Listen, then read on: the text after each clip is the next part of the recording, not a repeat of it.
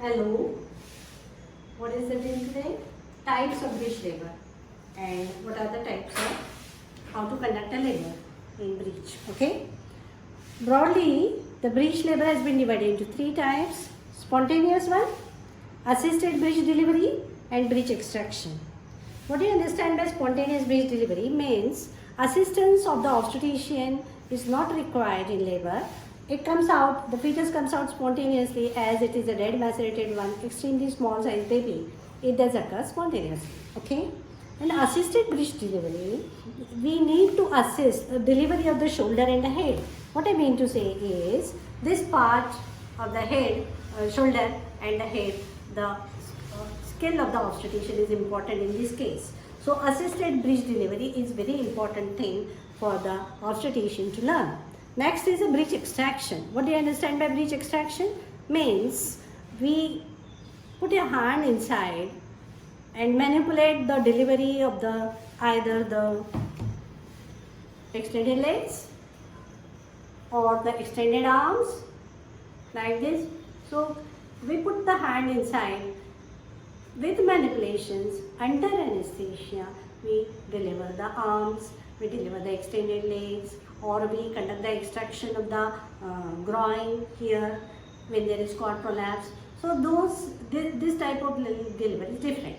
In the examination, usually they ask you a question on what is spontaneous assisted breech delivery and how do you conduct the labor in breech. That is very important and crucial subject to learn today. Okay. So what is that is how do you conduct the labor in breech? Let us learn. This is a normal left sacroanterior position with the onset of labor pains. There is compaction and engagement of the breech. Okay, it enters. These patients, they are managed critically in the labor.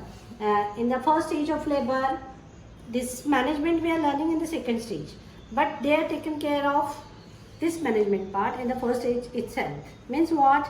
The patient should pass urine frequently so that bladder is empty and it doesn't obstruct the birth of the fetus. IV drip should be started so that emergency drugs and medicines I can push. IV methogen I can push after the delivery of the placenta. So for this thing, the IV drip should be running, antiseptic precautions or sepsis should be observed, episiotomy should be given in all cases of breech labor. Give the perineal block when the buttocks are seen on the vulva, when there is a bulge of the buttocks. So these are the few precautions taken, and yes, the assistant must be ready, available there to push to give the pressure here to the head in labor. So I need an assistance to help me in conducting breech labor, and I need nurses also to help me to give the anesthesia and to keep the trolley ready and everything. So it is a teamwork. How do you do it? You should stand up on the right side of the patient, bring the patient to the edge of the table like this, because it permits the adequate movement of the trunk and all in labor. So the patient should be brought at the edge of the table. That is first thing. Aseptic precautions should be observed. The surgeon should stand on the right side of the patient and far away. Don't stand here like this. Should be far away, like a little arm's distance away from the patient, because I have to do the manipulations. Okay. With these precautions, I conduct the breech labor. That is known as assisted breech delivery. Let us learn how exactly it is done. When the buttocks are seen, I'll give the episiotomy. Okay. Or I can hook the finger in the groin and give gentle steady traction so that that little portion of the trunk is this groin is seen.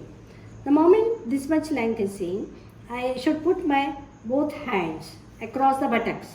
2 thumbs should be in front, 4 fingers of right hand to one side of the spine, 4 fingers on the other side.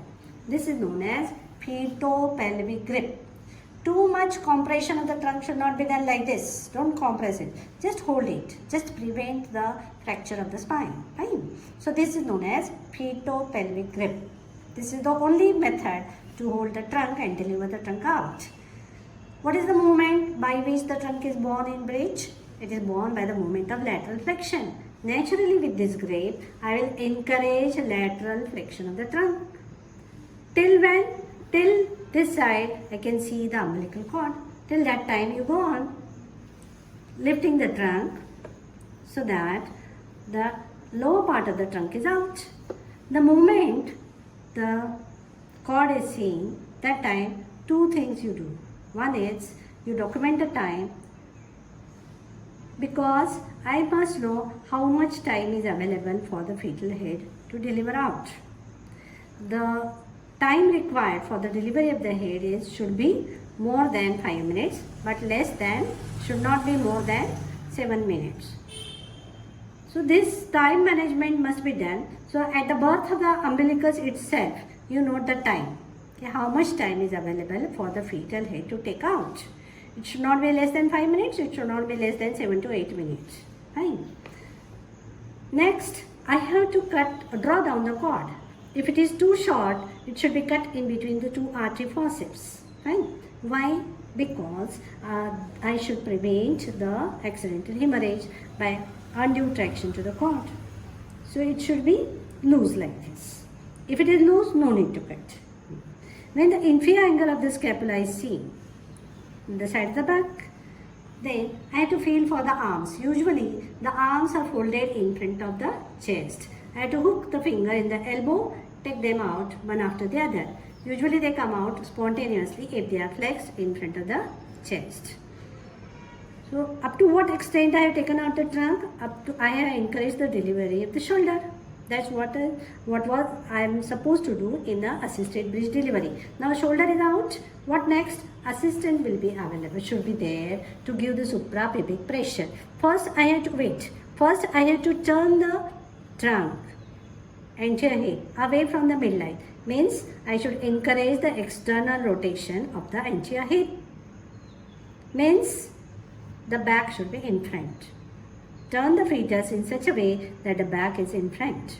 Now, the assistant will give suprapubic pressure. How it helps? Just have a look here. There is a sensor put here. She is giving the pressure.